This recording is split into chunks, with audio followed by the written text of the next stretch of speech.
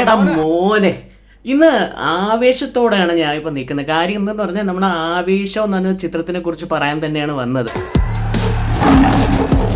കണ്ടിട്ട് രോമാഞ്ചം വന്നിട്ട് എന്താ പറയേണ്ടതെന്ന് അറിയില്ല കേട്ടോ.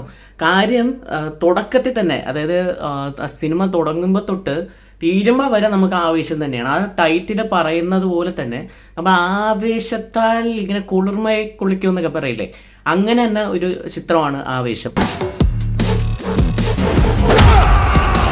പ്രത്യേകിച്ച് എടുത്ത് പറയേണ്ടത് നമ്മുടെ ഫാഫയുടെ രംഗണ്ണൻ എന്ന് പറഞ്ഞ ക്യാരക്ടറിനെ കുറിച്ച് തന്നെയാണ്. 9 മണിക്ക് തുടങ്ങുവേ.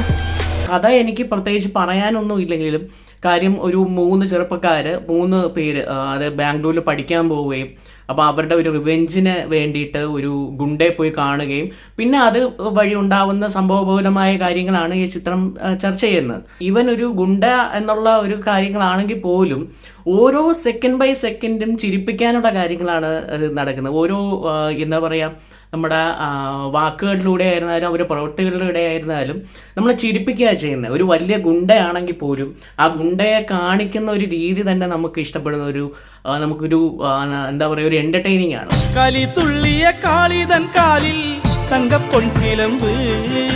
പ്രത്യേകിച്ച് പറയേണ്ടത് നമ്മുടെ നേരത്തെ പറഞ്ഞ പോലെ തന്നെ ഫാഫയുടെ ഇലക്ട്രിഫൈങ് പെർഫോമൻസ് തന്നെയാണ് ഈ ഒരു ചിത്രത്തിൽ നമുക്ക് പറയാനുള്ളത്.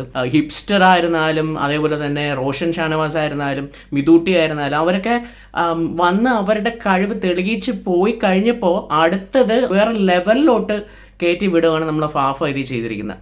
രോമാഞ്ചത്തിന് ശേഷം ജിത്തു മാധവൻ ഡയറക്റ്റ് ചെയ്യുന്ന ഒരു ചിത്രമാണിത്. അതുകൊണ്ട് തന്നെയാണ് രോമാഞ്ചത്തിലുള്ള കുറച്ച് ആൾക്കാരെ ഇതിൽ ഉൾപ്പെടുത്തിയിട്ടുണ്ട്.